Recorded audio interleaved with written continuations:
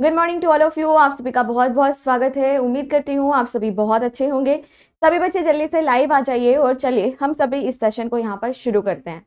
तो सभी को नमस्ते, सभी को प्रणाम, सभी को बहुत सारा प्यार और सभी बच्चे जल्दी से लाइव आ जाइए एक बार। और आज की जो क्लास हमारी रहेगी इसमें हम लोग बात करेंगे उत्सर्जन तंत्र के बारे में। तो जल्दी से सभी बच्चे आ जाइए। नमस्ते नमस्ते प्रणाम, सभी को प्रणाम। आइए सभी बच्चे। और ऑडियो और वीडियो अगर बिल्कुल ठीक है तो जल्दी से आप सभी मुझे कमेंट करके बताएं कि ऑडियो और वीडियो बिल्कुल ठीक है या नहीं। ठीक है, चलो तो आ जाओ सभी बच्चे। ओके, तो आज का जो हमारा टॉपिक रहेगा वो है उत्सर्जन तंत्र।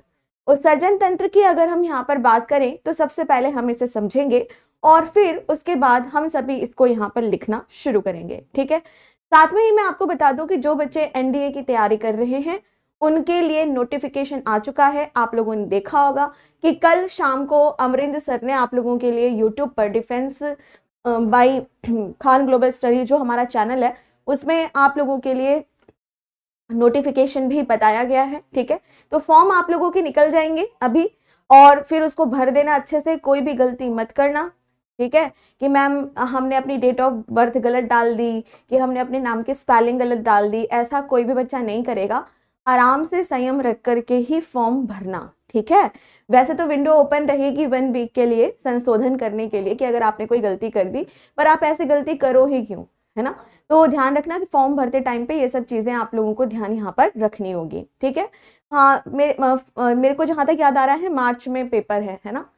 ठीक है, तो चलो शुरू करते हैं यहाँ पे। नमस्ते नमस्ते नमस्ते। मार्च में बहुत सारे पेपर है, पीसीएस वाले बच्चों का भी पेपर है, तो आपका भी है, तो अच्छे से पढ़िए और कोर्स को हम लोग थोड़ा सा तेजी से खत्म करने की कोशिश करेंगे ताकि आप लोगों को प्रैक्टिस करने के लिए भी यहाँ पर समय मिल सके। ठीक है, चलिए तो करते हैं हम सभी। हाँ सॉरी, अप्रैल में है पेपर, अप्रैल में है पेपर, सही कह रहे हो, अप्रैल में है पेपर। ठीक है, चलो तो शुरू करते हैं हम लोग आज की इस क्लास को। और सबसे पहले हम लोग यहाँ पर स्टार्ट करेंगे पहले नंबर पर।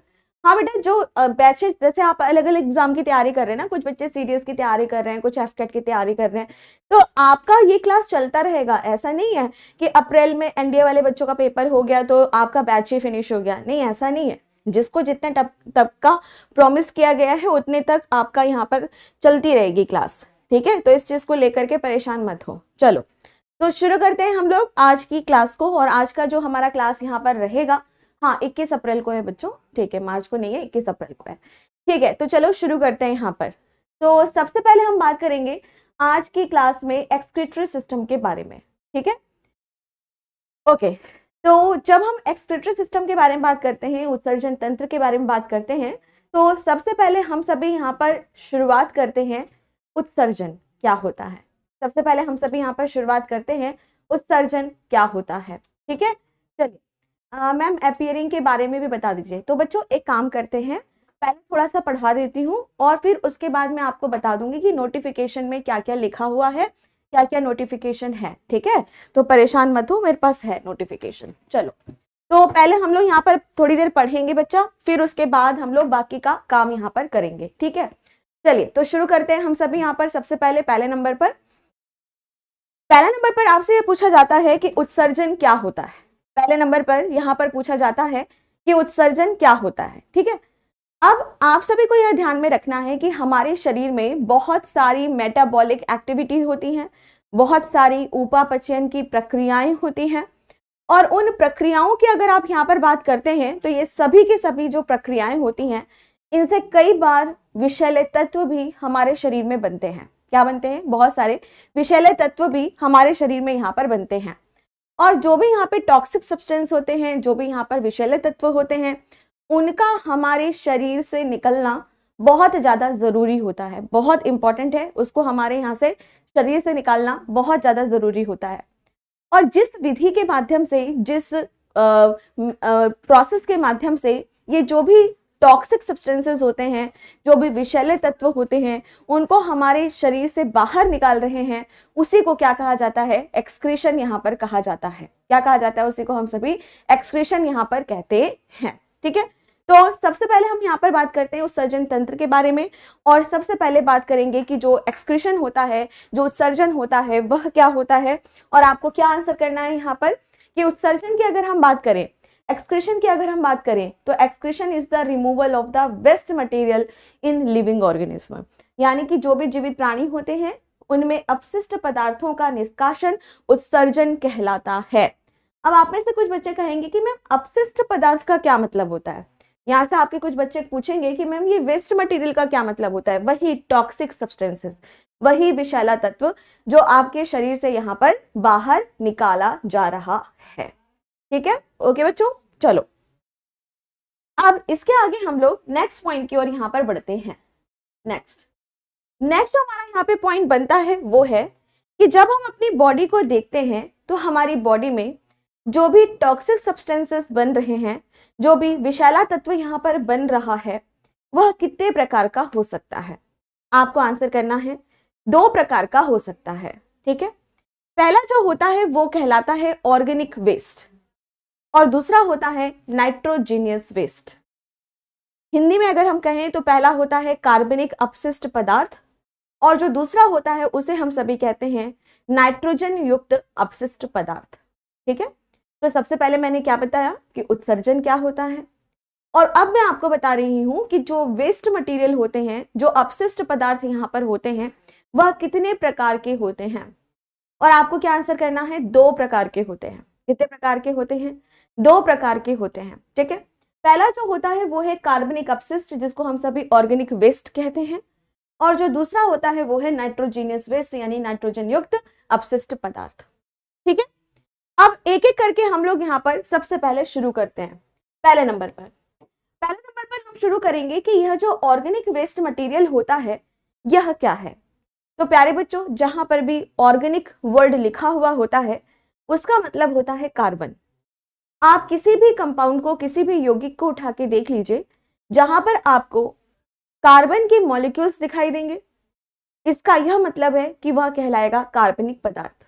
ठीक है, ऑर्गेनिक मैटर। ठीक है, तो ऑर्गेनिक मैटर का यह मतलब है कि कार्बन डाइऑक्साइड जो हमारे शरीर में यहाँ पर बनता है वह कैसा है, यहाँ पर ऑर्गेनिक वेस्ट मटेरियल है, कार्बनिक अपशिष्ट पदार्थ वो यहाँ पर कहलाता है। और साथ में आपको यह भी यहाँ पर ध्यान में रखना पड़ेगा कि जो भी आपका कार्बन डाइऑक्साइड जो होता है वह श्वसन तंत्र के माध्यम से बाहर निकाल दिया जाता है। क्या कर दिया जाता है, श्वसन तंत्र के माध्यम से बाहर निकाल दिया जाता है। ठीक है, जबकि दूसरी तरफ अगर हम देखें तो दूसरी तरफ आता है नाइट्रोजीनियस वेस्ट। ठीक है, नाइट्रोजीनियस वेस्ट की अगर आप यहाँ पर बात करते हो तो नाइट्रोजन युक्त अपशिष्ट पदार्थ, यानी एक ऐसा अपशिष्ट पदार्थ जिसमें नाइट्रोजन होगा, जिसमें नाइट्रोजन पाया जाएगा। ठीक है, और यह 3 तरह के होते हैं। सबसे पहले जो आता है वो है अमोनिया, दूसरे नंबर पर आता है यूरिक एसिड और तीसरे नंबर पर आता है यूरिया। और क्या आता है यहाँ पर, यूरिया। ठीक है, और इन तीनों की अगर हम बात करें तो इन तीनों के अंदर क्या पाया जाएगा, नाइट्रोजन यहाँ पर पाया जाता है।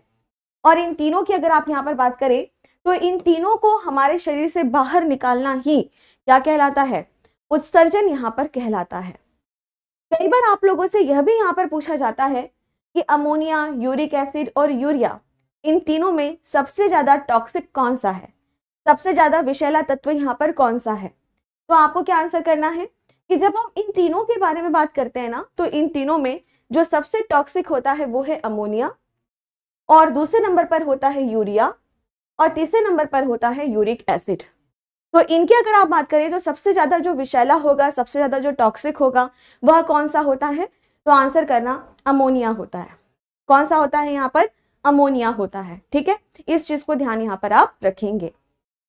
ओके बच्चों, एक बार फिर से बताती हूँ। ठीक है, देखो अपशिष्ट पदार्थों की अगर हम यहाँ पर बात करें तो अपशिष्ट पदार्थ 2 प्रकार के होते हैं, कार्बनिक अपशिष्ट और नाइट्रोजन युक्त अपशिष्ट पदार्थ, यानी ऑर्गेनिक वेस्ट और नाइट्रोजीनियस वेस्ट। ठीक है, दूसरे नंबर पर जब हम कार्बनिक अपशिष्ट के बारे में बात करते हैं, इसका मतलब कार्बन डाइऑक्साइड हमारे शरीर में बनता है और रेस्पिरेटरी सिस्टम यानी श्वसन तंत्र के माध्यम से ये हमारे शरीर से बाहर निकल जाता है। लेकिन दूसरी तरफ अगर हम बात करते हैं नाइट्रोजीनियस वेस्ट यानी नाइट्रोजन युक्त अपशिष्ट पदार्थ के बारे में, तो यह 3 तरह के होते हैं, अमोनिया, यूरिक एसिड और यूरिया। ठीक है, और फिर आपसे पूछा जाता है कि इन तीनों की अगर हम बात करें तो सबसे ज्यादा टॉक्सिक कौन सा है, सबसे ज्यादा विषैला कौन सा है, बताइए। तो आपको क्या आंसर करना है यहाँ पे, अमोनिया सबसे ज्यादा विषैला होता है, दूसरे नंबर पर आता है यूरिया, और तीसरे नंबर पर आता है यहाँ पर यूरिक एसिड। क्या आता है बेटा? Uric acid. ठीक है, तो सबसे ज्यादा टॉक्सिक कौन सा होता है? अमोनिया। और अब आपके दिमाग में आ रहा होगा कि हम सभी मनुष्य हैं, हम सभी में मनुष्यों के अंदर यानी कि जो ह्यूमंस होते हैं उनके अंदर कौन सा वेस्ट मटेरियल बनता है? तो आंसर करना यूरिया। ठीक है, क्या बनता है हमारे अंदर? यूरिया बनता है बहुत ज्यादा मात्रा में। ठीक है, लेकिन टॉक्सिक इन तीनों में से कौन सा है? अमोनिया ही यहाँ पर टॉक्सिक होता है। चलिए अब आगे नेक्स्ट पॉइंट की ओर यहाँ पर हम बढ़ते हैं कि अपशिष्ट पदार्थों के निष्कासन के रूपों के आधार पर जितने भी जीवित प्राणी होते हैं उनको हम सभी 3 तरीके से बांट करके यहाँ पर पढ़ते हैं। ठीक है, यहाँ पे क्या कह रहा है? Based on the type of the excretory products living beings are divided into 3 category. अगर आप यहाँ पर देखें तो अमोनिया निकल रहा है, यूरिक एसिड निकल रहा है, यूरिया निकल रहा है। इस आधार पर हम जितने भी लिविंग ऑर्गेनिज्म होते हैं, जितने भी जीवित जीव होते हैं, उनको हम सभी 3 तरीके से बांट करके यहाँ पर पढ़ते हैं। चलो देखते हैं क्या क्या इनके नाम हैं। तो कुछ जीव कहलाते हैं अमोनोटैलिक, कुछ जीव कहलाए जाते हैं यूरिकोटैलिक, और कुछ जीव कहलाए जाते हैं यूरियोटैलिक।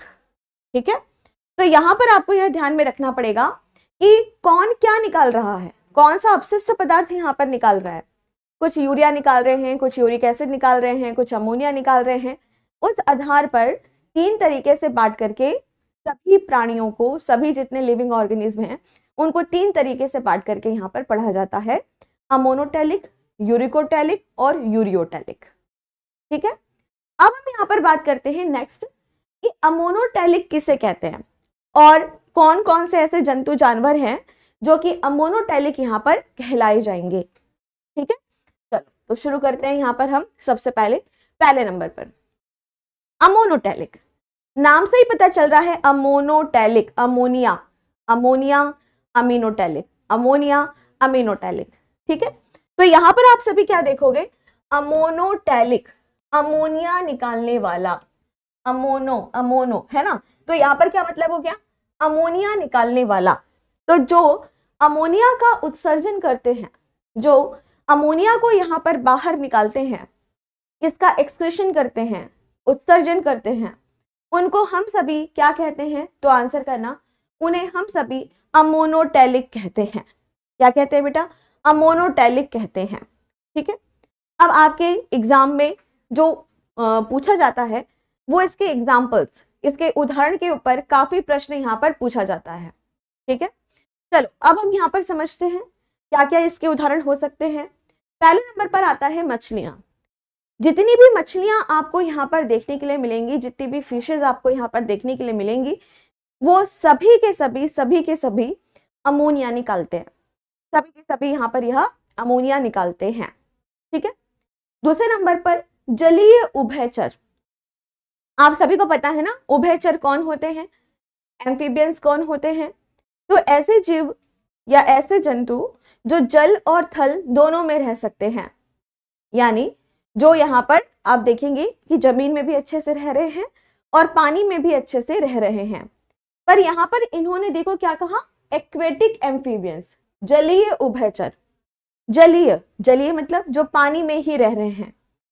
अब उभयचर के जो बच्चे होते हैं, यानी उनका जो लार्वा होता है, उनके जो बच्चे होते हैं, तो जैसे मान लो आप अगर मेढक के बारे में बात करते हो, किसके बारे में बात कर रहे हो आप सभी? मेढक के बारे में, फ्रॉग के बारे में आप बात कर रहे हो। तो बेटा आप सभी को यह बात पता होगी कि जो फ्रॉग होता है वह एम्फीबियन है, वह उभयचर है, और जो मेढक होता है, मेढक के बच्चे को क्या कहा जाता है? टेडपोल, यानी कि उसकी जो लार्वल स्टेज होती है ना, टेडपोल। ठीक है, तो टेडपोल की अगर आप यहाँ पर बात करें तो जो टेडपोल होता है उसी के बारे में यहाँ पर बात हो रही है। मेढक के बारे में बात नहीं हो रही है, मेढक के बच्चे के बारे में बात हो रही है, टेडपोल के बारे में बात हो रही है, लार्वल स्टेज। ठीक है, तो यहाँ पर आप क्या कहेंगे कि जो भी यहाँ पर हमारा अमीनोटैलिक है उसमें जो दूसरा उदाहरण आता है वो है जलीय उभयचर। तो मेढक नहीं है, मेढक का बच्चा यानी कि टेडपोल। क्या हो जाएगा यहाँ पर? टेडपोल। ठीक है, टेडपोल। ठीक, आगे बढ़ते हैं। यहाँ पर सभी तरह के इंसेक्ट, तो जैसे अगर आप किसी कॉकरोच को देख रहे हो या फिर आप किसी यहाँ पे चींटी को देख रहे हो, कोई भी आपको यहाँ पर इंसेक्ट दिखाई देगा, कोई भी यहाँ पर आपको कीट दिखाई देगा, आप ध्यान रखना कि वह भी क्या निकाल रहा है, अमोनिया यहाँ पर निकाल रहा है। क्या निकाल रहा है बेटा, अमोनिया यहाँ पर वह निकाल रहा है, ठीक है। और फिर उसके बाद आपका आता है यहाँ पर पोरीफेरा। पोरीफेरा कुछ इस तरह के जंतु होते हैं कुछ, जिनको हम सभी पोरीफेरा के नाम से यहाँ पर जानते हैं, तो पोरीफेरा, ठीक है। तो इस चीज को आप लोग यहाँ पर ध्यान में रखेंगे, ठीक है बच्चों। चलो नोट करो इसको जल्दी से, अगर नोट कर रहे हो, ठीक है, क्लियर है यहाँ तक, ओके।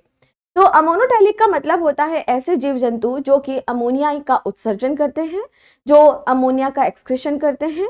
और इनके जो उदाहरण होंगे वह क्या क्या होंगे, तो आपको बताना है। पहले नंबर पर फिश यानी कि सभी तरह की मछलियां, दूसरे नंबर पर जो भी एम्फीबियंस होते हैं उनके आप कह सकते हो कि जो बच्चे होते हैं, ठीक है, जो उनके बच्चे होते हैं, ठीक।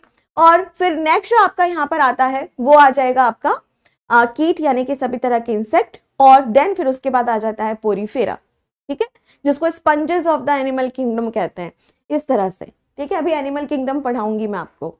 चलो अब आगे बढ़ते हैं यहाँ पर नेक्स्ट आगे। इसके आगे आता है यूरिकोटैलिक। अब हम यहाँ पर किसके बारे में बात करेंगे, यूरिकोटैलिक, यूरिकोटैलिक, ठीक है। यूरिकोटैलिक की अगर आप यहाँ पर बात करो, नाम से ही पता चल रहा है, यूरिक यूरिक यूरिक, है ना, यानी कि जो यूरिक अम्ल निकाल रहे हैं, जो क्या कर रहे हैं यहाँ पर, यूरिक अम्ल यहाँ पर निकाल रहे हैं, ठीक है। तो अगर हम यहाँ पर बात करते हैं नेक्स्ट कि जब हम यूरिकोटैलिक के बारे में बात करते हैं तो ये यूरिक अम्ल का उत्सर्जन करते हैं, यूरिक एसिड को यह यहाँ पर निकालते हैं। और इस तरह के जो जीव जंतु होते हैं, इस तरह के जो जानवर यहाँ पर होते हैं, वह क्या कहलाते हैं, यूरिकोटैलिक कहलाते हैं। चलो अब इसके उदाहरण हम सभी यहाँ पर देखते हैं, क्या क्या इसके एग्जाम्पल्स हो सकते हैं। पहले नंबर पर आते हैं सभी तरह के पक्षी यानी कि सभी तरह के जो बर्ड्स होते हैं, और दूसरे नंबर पर आते हैं सभी तरह के रैप्टाइल्स यानी कि सरीसृप, सभी तरह के रैप्टाइल्स यानी कि सरीसृप, ठीक है। तो आप चाहे किसी सांप के बारे में बात करो, किसी नाग नागिन के बारे में बात करो, या फिर आप सभी यहाँ पर बात करें किसके बारे में,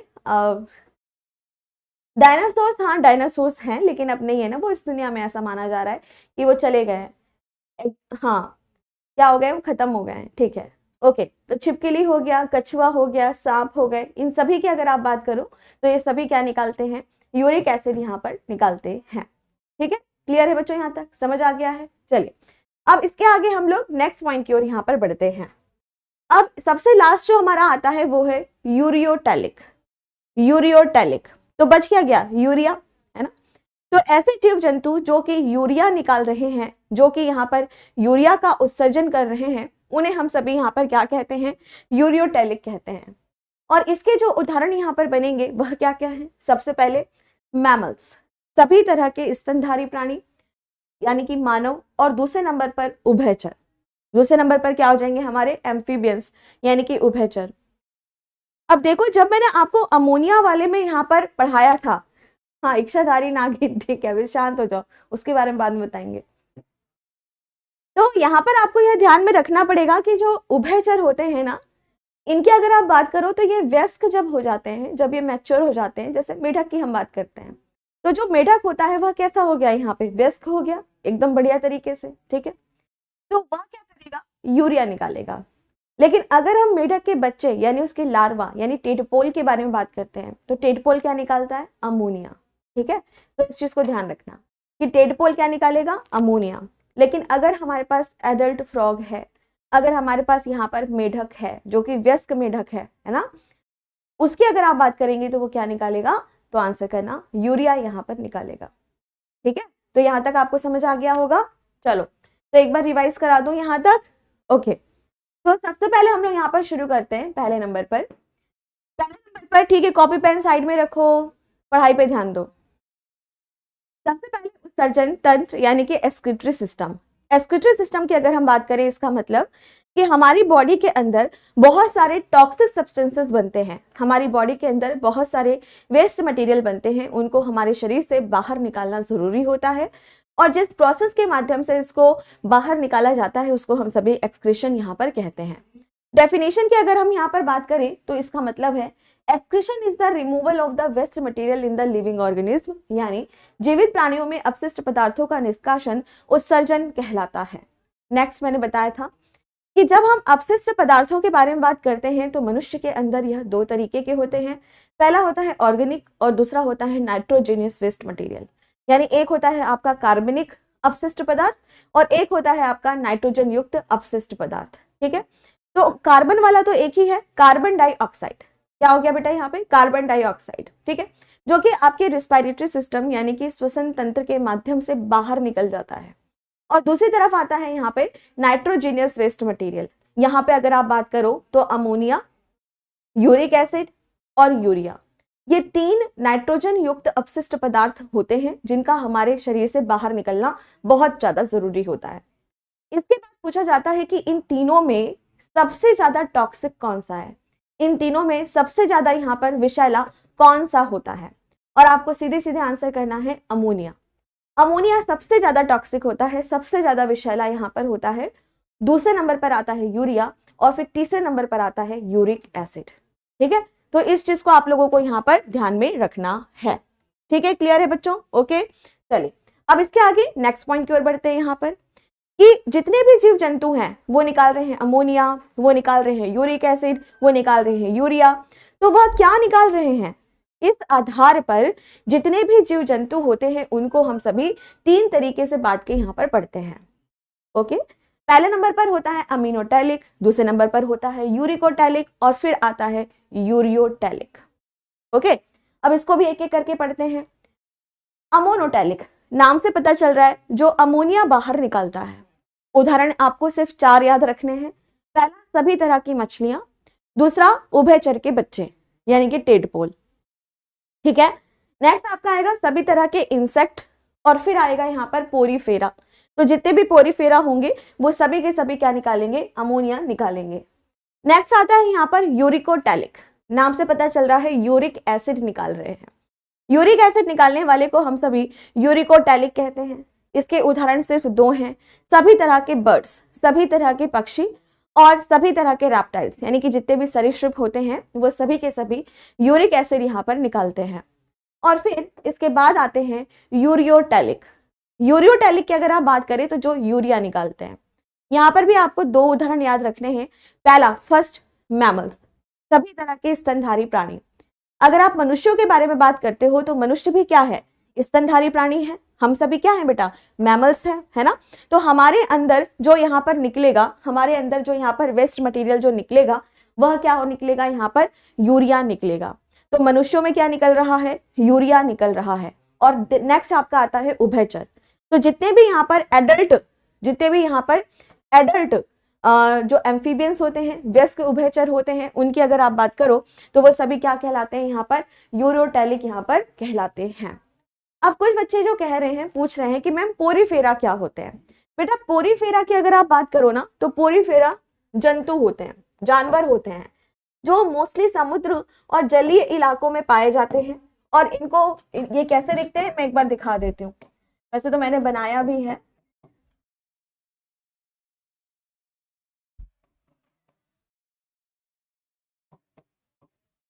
ठीक है, दिखा रहे हैं, हल्ला मत मचाओ।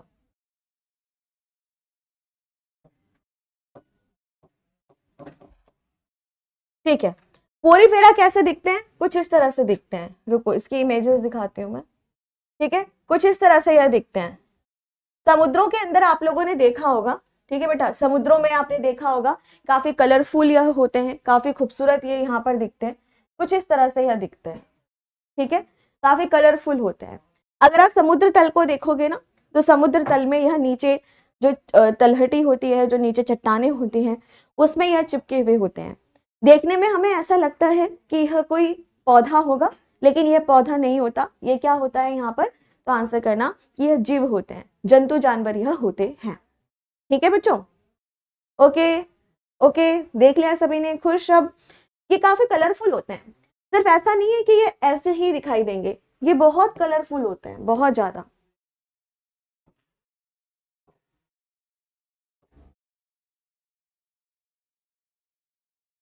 चलो अब जब वो पढ़ाऊंगी ना मैं आपको जंतु जगत, तब और अच्छे से बता दूंगी, ठीक है। ओके चलो, अब इसके आगे हम लोग नेक्स्ट पॉइंट की ओर यहाँ पर बढ़ते हैं। ये बच्चा कौन है, इसका क्या नाम है, क्या कह रहा है, नेम एक्सक्रीटरी सिस्टम क्या है मैम? नीचे नीचे नीचे सबसे नीचे, संदीप रावत। ये तो वही वाली बात हो गई कि रामायण खत्म हो गई और आपको पता ही नहीं है कि सीता माता कौन थी, है? बच्चा ध्यान लगा के नहीं पढ़ोगे, सिर्फ कमेंट पे कमेंट करोगे तो कोई भी चीज आपको समझ नहीं आएगी, ठीक है। चल, अब इसके आगे हम लोग यहाँ पर बात करेंगे नेक्स्ट पॉइंट की तरफ, आगे हम यहाँ पर चलेंगे। हाँ बेटा, ये एनिमल्स होते हैं, पोरीफेरा एनिमल्स होते हैं, ठीक है। चलिए अब इसके आगे हम लोग नेक्स्ट पॉइंट की ओर बढ़ते हैं, आगे चलते हैं। जितने भी जंतु जानवर होते हैं उनमें एक प्रॉपर अंग पाया जाएगा, एक प्रॉपर यहाँ पर एक ऑर्गन पाया जाएगा जो कि एक्सक्रीशन का काम यहाँ पर करेगा। तो जैसे अगर आप मनुष्यों के बारे में बात करते हो तो मनुष्यों के पास क्या पाया जाता है, किडनी पाई जाती है, मनुष्यों के पास किडनी पाई जाती है, और इसी किडनी के माध्यम से हम सभी उत्सर्जन का काम यहाँ पर करते हैं, हम सभी यहाँ पर एक्सक्रीशन का काम यहाँ पर करते हैं, ठीक है। तो बिल्कुल ऐसे ही आपके एग्जाम में अलग अलग तरीके से पूछा जाता है कि भाई यह बताइए, फटाफट से जल्दी से यह बताइए कि भाई जो अमीबा होता है वह कैसे उत्सर्जन करता है, हाइड्रा कैसे उत्सर्जन करता है ना, अर्थ केचुआ जो होता है, मकड़ी होता है, तिलचट्टा होता है, मानव होता है, वह किस तरह से उत्सर्जन यहाँ पर करते हैं, इसके ऊपर भी लगातार प्रश्न आपके एग्जाम में पूछा गया है। तो मैं साइड हो जाती हूँ और इसको आराम से आप सभी यहाँ पर देखो, ठीक है। यहाँ पे क्या कह रहा है कि वो अंग जो शरीर से अपशिष्ट पदार्थों का निष्कासन करते हैं उनको क्या यहाँ पर कहा जाता है। तो आपको यहाँ पर आंसर करना है कि भाई जैसे अमीबा की अगर आप बात करें तो अमीबा अपने शरीर की सतह से ही उत्सर्जन का काम यहाँ पर कर देता है। हाइड्रा की अगर आप यहाँ पर बात करो तो यह अपने मुख और कोशिका कला से उत्सर्जन कर देता है। कॉकरोच यानी तिलचट्टा की अगर आप यहाँ पर बात करो तो जो कॉकरोच होता है, जो तिलचट्टा होता है, वो मालफिगियन ट्यूब्यूल नाम का एक अंग होता है उनके अंदर, उससे यह उत्सर्जन कर देता है। जो मकड़ियां होती हैं यानी कि जो स्पाइडर्स होती हैं वह कॉक्सल ग्रंथियों के माध्यम से इसका उत्सर्जन कर देती हैं, ठीक है। और नेक्स्ट जो आपका आता है वो है केचुआ। केचुआ जो होता है वह नेफ्रीडिया के माध्यम से यहाँ पर उत्सर्जन कर देता है। पर इसके साथ साथ आपको ध्यान में रखना है कि यह थोड़ी मात्रा में अपने स्किन यानी कि त्वचा से भी उत्सर्जन कर सकता है, लेकिन जो इंपॉर्टेंट है वह क्या है, नेफ्रीडिया। बहुत ज्यादा एग्जाम में पूछता है नेफ्रीडिया, ठीक है। और आगे नेक्स्ट पॉइंट की ओर बढ़ते हैं। नेक्स्ट है यहाँ पर मानव यानी कि ह्यूमंस। और ह्यूमंस की अगर आप यहाँ पर बात करो, मानवों की अगर आप बात करो तो वह जो अपना उत्सर्जन यहाँ पर करते हैं वह किससे करते हैं, किडनी से यानी कि वृक्क से यहाँ पर करते हैं, ठीक है बच्चों। ओके चलिए, तो हमने यहाँ पर क्या देखा कि जहां पर मैंने टिक लगाया है ना, जैसे कि कॉकरोच के ऊपर मैंने टिक लगाया है, स्पाइडर यानी मकड़ी के ऊपर मैंने टिक लगाया है, अर्थवर्म यानी केचुआ के ऊपर मैंने टिक लगाया है, ये मोस्ट इंपॉर्टेंट है, यहां से डायरेक्ट प्रश्न आपके एग्जाम में पूछे जाते हैं, ठीक है। चलो एक बार फिर से बता देती हूँ। अमीबा अपनी बॉडी सरफेस यानी कि शरीर की सतह से ही उत्सर्जन कर देगा। हाइड्रा अपने मुंह और कोशिका कला से करेगा। कॉकरोच मालफिगियन ट्यूब्यूल, स्पाइडर जो मकड़ी होते हैं वह कॉक्सल ग्रंथियों के माध्यम से, अर्थवर्म यानी केचुआ जो होता है वह नेफ्रीडिया के माध्यम से, और जो मानव होते हैं वह किडनी के माध्यम से, ठीक है। तो यहाँ से काफी ज्यादा प्रश्न आपका पूछा जाता है। ओके बच्चों, लिख लिया होगा सभी ने, ठीक है। अब इसके आगे हम नेक्स्ट पॉइंट की ओर बढ़ते हैं। अब हम बात करेंगे मनुष्यों के बारे में, ह्यूमंस के बारे में, कि मनुष्यों की अगर हम यहाँ पर बात करते हैं तो मनुष्यों में कौन कौन से ऐसे अंग हैं जो उत्सर्जन का काम यहाँ पर करेंगे, जो यहाँ पर उत्सर्जन का काम यहाँ पर करेंगे, ठीक है। चलिए सबसे पहले तो उत्सर्जन की अगर हम यहाँ पर बात करें तो उत्सर्जन जो भी अंग होंगे, किडनी प्रमुख है। आप सभी को पता है कि उत्सर्जन का काम जो होता है वह किडनी से ही होता है। पर क्या किडनी के अलावा भी ऐसे कोई अंग हैं जो उत्सर्जन में मदद करते हैं? हाँ करते हैं, लेकिन बहुत कम, ठीक है, बहुत कम, ठीक। तो उनको क्या कहा जाएगा यहाँ पर, सहायक उत्सर्जी अंग, उनको क्या कहा जाएगा, एक्सेसरी एक्सक्रीटरी ऑर्गन। लेकिन जो प्राइमरी होता है, जो प्रमुख अंग होता है, वो हमारा क्या होता है, किडनी ही होता है, ठीक है। तो सबसे पहले हम क्या करेंगे कि मानव शरीर में जो उत्सर्जी अंग होते हैं उनको दो तरीके से हम बांट लेंगे। पहला होगा प्राइमरी एक्सक्रीटरी ऑर्गन, प्राथमिक उत्सर्जी अंग, और दूसरे नंबर पर जो होगा वो है सहायक उत्सर्जी अंग यानी एक्सेसरी एक्सक्रीटरी ऑर्गन, ठीक है। प्राथमिक अंग की अगर हम बात करें तो किडनी ही प्रमुख है, लेकिन इसके अलावा अगर आप लीवर यानी यकृत के बारे में बात करो, स्किन यानी त्वचा के बारे में बात करो, लंग्स यानी फेफड़े के बारे में बात करो, और लार्ज इंटेस्टाइन बड़ी आंत के बारे में बात करो, तो ये सभी भी थोड़ा थोड़ा सा योगदान देते हैं, थोड़ी थोड़ी सी हेल्प यहाँ पर यह करते हैं। किसके लिए करते हैं ये हेल्प, तो आंसर करना एक्सक्रीशन के लिए करते हैं, ठीक है। अब आप कहोगे मैम यकृत कैसे कर रहा है या त्वचा कैसे कर रहा है, मन में आ रहा होगा ना। हाँ, अभी इसे समझेंगे, पहले इसको जल्दी से नोट करो। अच्छा बच्चों, साथ में नोट करते हो या क्लास के बाद आराम से नोट करते हो, मुझे एक बार कमेंट में जरूर बताना, ठीक है अनुज, ओके। जैसा भी है मैं टाइम दे रही हूं आज, है ना। चलो हो गया नोट, ओके। अब आप लोगों को याद होगा कि मैंने जब पाचन तंत्र पढ़ाया था, जब मैंने आपको पाचन तंत्र पढ़ाया था, तो पाचन तंत्र में मैंने यकृत के बारे में बहुत डिटेल से पढ़ाया था, है ना। तो वहां पर आपको याद होगा कि मैंने आपको समझाया था कि जो हमारा यकृत होता है, यहाँ से बाइल जूस निकलता है, पित्तरस निकलता है, और यहाँ से आप देखेंगे बिलीरुबिन भी निकलता है जो मल को पीला रंग देता है। और जो सबसे इंपॉर्टेंट बात थी वह क्या थी कि यकृत जो होता है यहाँ पर प्रोटीन टूटता है, यहाँ पर क्या होता है, प्रोटीन टूटता है, प्रोटीन टूटता है, और इसकी वजह से यहाँ पर आप देखेंगे कि यूरिया का निर्माण होता है, ठीक है। तो यूरिया का निर्माण कहाँ पर हो रहा है, यकृत में हो रहा है, ठीक है, नोट कर लीजिए इसको। तो मैंने आपको समझाया था कि जब हम यकृत के बारे में बात करते हैं तो यकृत को हमारे शरीर की प्रयोगशाला कहते हैं, ठीक है, हमारी बॉडी की इसको लेबोरेटरी कहते हैं। और यहाँ पर ना आप देखोगे बहुत ज्यादा एक्सपेरिमेंट चलते हैं, बहुत ज्यादा प्रयोग यहाँ पर चलते हैं, ठीक है। और यहाँ पर जो सबसे इंपॉर्टेंट बात है वो ये कि जो प्रोटीन होते हैं उनका ब्रेकडाउन यहाँ पर होता है, और इसके बदले आप देखेंगे कि यूरिया का निर्माण होता है। किसका निर्माण हो रहा है, यूरिया का निर्माण हो रहा है। तो ये क्या काम कर रहा है, यहाँ पे उत्सर्जन में भागीदारी दिखा रहा है ना। तो इस चीज को ध्यान यहाँ पर रखेंगे, ओके बच्चों, ठीक है, चलो ठीक है, बहुत बढ़िया। अब ठीक है बच्चों, देखो साथ के साथ कर रहे हो तो भी अच्छी बात है, जिन बच्चों की स्पीड स्लो है उनको परेशान नहीं होना है, ये सारा सब कुछ आपके रिकॉर्डेड फॉर्म में रहता ही है। नोट्स आपको जो मैं सभी बच्चे ने कहा था कि बोर्ड वाली पीडीएफ देना, तो बोर्ड वाली पीडीएफ मैं आप लोगों को दे देती हूँ, पहले से बना के इसलिए रख देती हूँ ताकि थोड़ा सा टाइम बचे हमारा, है ना। नहीं तो लिखते लिखते लिखते ना ऐसा होता है कि एक टॉपिक 10 दिन जा रहा है, जो टॉपिक हमारा 2 या 3 दिन में खत्म हो जाता है, ठीक है। तो इसलिए मैं लिख देती हूँ पहले से। चलो अब इसके आगे हम लोग नेक्स्ट पॉइंट की ओर यहाँ पर बढ़ते हैं। अब हम बात करेंगे यहाँ पर त्वचा के बारे में, ठीक है, त्वचा के बारे में।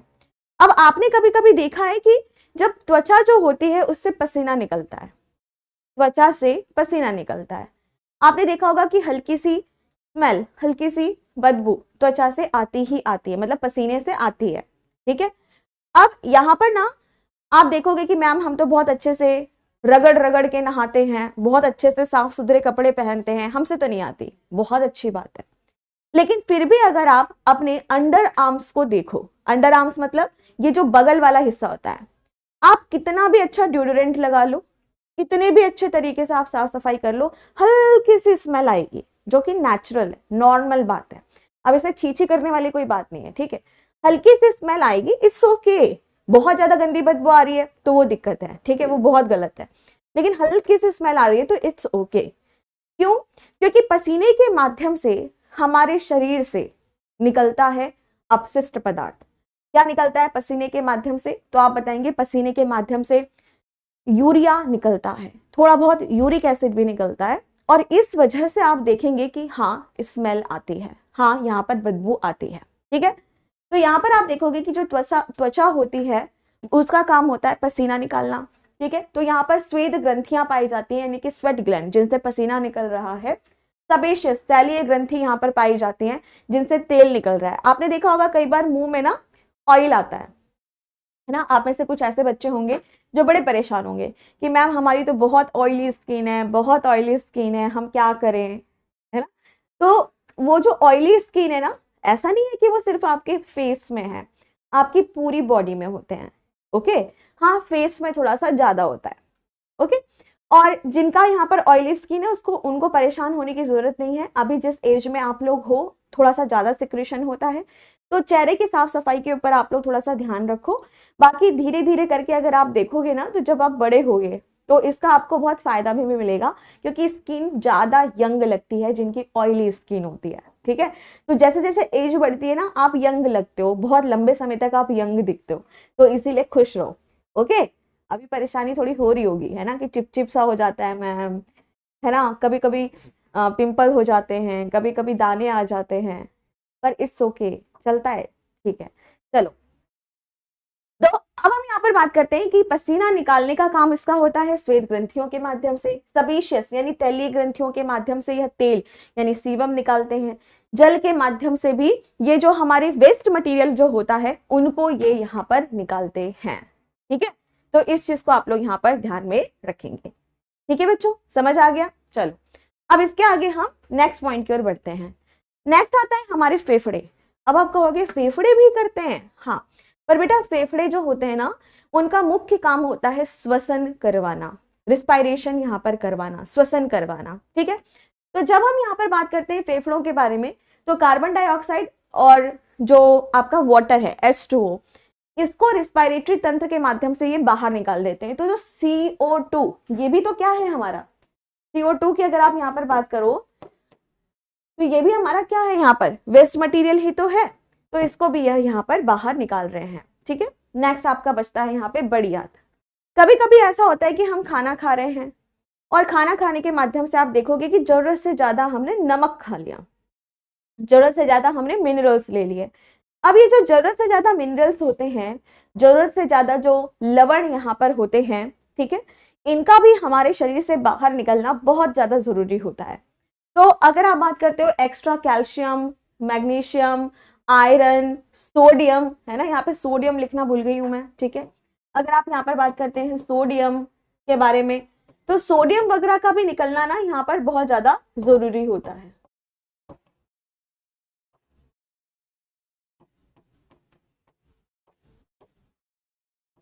इनका भी हमारी बॉडी से निकलना यहाँ पर बहुत ज्यादा जरूरी होता है। ठीक है, ओके बच्चों, समझ आ गया। ठीक है, लिखो इसे जल्दी। मैम डार्क सर्किल्स हो रहे हैं जब मैं रात को पढ़ता हूं, तो कोई बात नहीं, आज का जो डार्क सर्किल है वो तुम्हें कल को ब्राइट सर्किल में लेके जाएगा, डोंट वरी। ठीक है, तो बच्चों नींद पर्याप्त लो, है ना, ऐसे मत करो, खाने पीने पे ध्यान रखो बेटा। ठीक है, डार्क सर्कल्स आपके धीरे धीरे करके रिमूव हो जाएंगे, डोंट वरी। चलो, अब एक बार फिर से मैं आपको बता देती हूँ यहाँ पर सबसे पहले कि जब हम मानव शरीर के उत्सर्जन के बारे में बात करते हैं, तो हमारा जो प्राथमिक उत्सर्जी अंग है वो है किडनी यानी कि वृक्क, और जो सहायक उत्सर्जी अंग है वो है यकृत, त्वचा, फेफड़ा और बड़ी आंत। यकृत की अगर आप यहाँ पर बात करो तो यकृत में प्रोटीन टूटते हैं, जिसकी वजह से यहाँ पे यूरिया का निर्माण होता है। अगर आप स्किन के बारे में बात करते हो तो पसीना निकलता है, तेल निकलता है, और जल के माध्यम से यह अपशिष्ट पदार्थ को बाहर निकालने में मदद करते हैं। लंग्स की अगर आप बात करो तो कार्बन डाइऑक्साइड को यह श्वसन तंत्र के माध्यम से बाहर निकाल देता है। और फिर आता है यहाँ पे हमारा बड़ी आंत। तो जो बड़ी आंत होती है वह क्या काम करती है, तो आंसर करना कि जो बड़ी आंत होती है वह सोडियम, कैल्शियम, मैग्नीशियम, आयरन, इन सभी को, अतिरिक्त लवणों को बाहर निकालने का काम यहाँ पर करती है। ठीक है, तो हम सभी ने यहाँ पर क्या पढ़ लिया, यकृत, त्वचा, फेफड़े और बड़ी आंत का काम।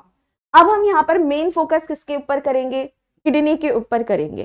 किसके ऊपर करेंगे, किडनी के ऊपर, यानी वृक्क के ऊपर हम यहाँ पर मेन फोकस करेंगे। क्योंकि मनुष्यों की अगर आप यहाँ पर बात करो तो मनुष्य में किडनी यानी वृक्क ही उत्सर्जन का काम कराता है। यही यहाँ पर प्राइमरी ऑर्गन होता है, यही यहाँ पर प्राथमिक अंग होता है। ठीक है, तो चलो लिखते हैं आप सभी यहाँ पर किडनी।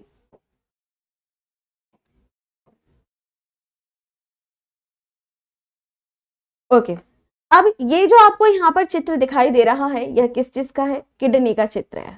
ठीक है, अब सबसे पहले जब हम यहाँ पर किडनी के बारे में बात करते हैं तो किडनी कुछ इस तरह की दिखती है, इस तरह की दिखती है किडनी।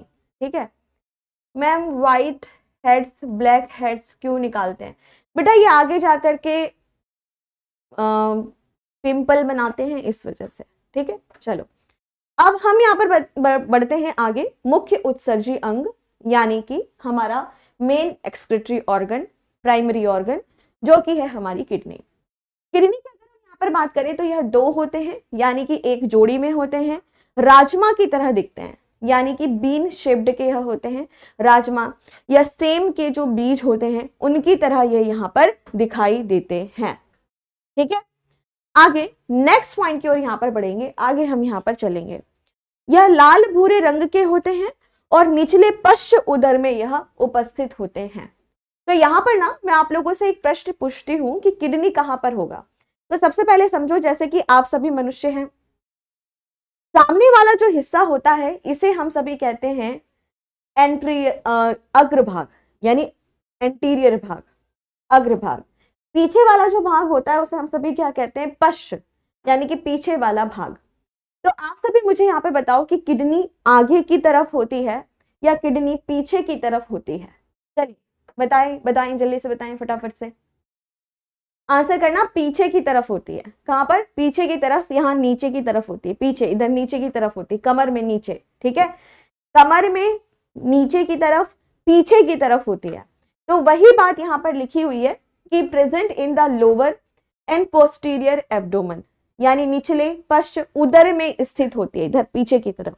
ठीक है, आगे नहीं होगी बेटा, किधर होगी? ये पीछे की तरफ यहाँ पर स्थित होती है। ठीक है, चल आगे नेक्स्ट पॉइंट की ओर हम यहाँ पर देखते हैं कि जब हम किडनी को देखते हैं तो किडनी बाहर की तरफ से देखने में कॉन्वेक्स जैसा दिखाई देता है। कैसा? कॉन्वेक्स, यानी कि उत्तल की तरह यह दिखाई देता है। और अंदर की ओर देखने पर ये हमें कुछ इस तरीके से, अंदर की तरफ देखने पर ये कुछ हमें अवतल यानी कि कॉनकेव शेप का दिखाई देता है। ठीक है, ये एक्स्ट्रा पॉइंट था। चल अब इसके आगे हम नेक्स्ट पॉइंट की ओर बढ़ते हैं। जब हम अपनी दोनों किडनी के बारे में बात करते हैं, जब हम अपनी दोनों किडनी के बारे में बात करते हैं, तो जैसे दो किडनी इस तरह से है, तो राइट साइड की जो किडनी होती है ना, राइट साइड की, वो थोड़ी सी नीचे होती है। राइट साइड की जो किडनी होती है वो थोड़ी सी नीचे होती है। तो क्वेश्चन आता है ऐसा क्यों? तो आंसर करना, हमें पता है कि हमारा सबसे बड़ा आंतरिक अंग लीवर है, यानी यकृत, लीवर हमारा सबसे बड़ा इंटरनल ऑर्गन होता है, सबसे बड़ा यह एक आंतरिक अंग होता है जो काफी बड़ी जगह को घेरता है। और यकृत राइट साइड पे होता है, लीवर कहां पर होता है? राइट साइड पे होता है। तो वो काफी जगह यहाँ पर घेर लेता है। जब वह काफी जगह यहाँ पर घेर लेता है, इस वजह से आप देखेंगे कि जो राइट साइड की किडनी होती है वो बेचारी थोड़ी नीचे की तरफ हो जाती है। ठीक है, तो सेम यही चीज मैंने यहाँ पे लिखी है कि दाईं ओर का वृक्क यानी राइट साइड का बाईं ओर की अपेक्षा थोड़ा नीचे होता है, क्योंकि यकृत दाईं ओर ज्यादा स्थान घेर लेता है। और यकृत की वजह से, लीवर की वजह से ही जो दाईं ओर की किडनी होती है, राइट साइड की जो किडनी होती है, वह थोड़ी सी नीचे की ओर होती है। ठीक है, चलो अब लंबाई, चौड़ाई, मोटाई और भार के बारे में बात करते हैं। लंबाई 10 से 12 सेंटीमीटर, चौड़ाई 5 से 7 सेंटीमीटर, मोटाई 2 से 3 सेंटीमीटर, और जो भार होता है वह 140 ग्राम का होता है। एक किडनी का भार 140 ग्राम का होता है। ठीक है, तो इस चीज को आप लोग ध्यान यहाँ पर रखेंगे। अब देखो, लंबाई, चौड़ाई और मोटाई के ऊपर प्रश्न उतना नहीं बनता, लेकिन हाँ भार के ऊपर प्रश्न बन सकता है।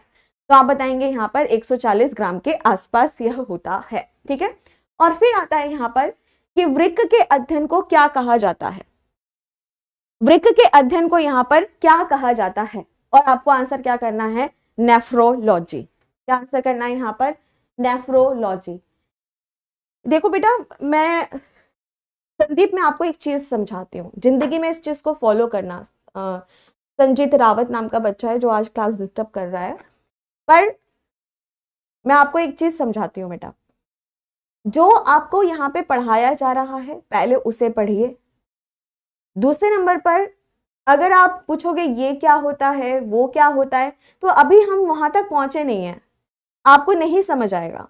अगर मैं आपको यही बीच रास्ते में समझाने लगूं मेडुला, कॉर्टेक्स, एड्रेनलिन, आपको नहीं समझ आएगा।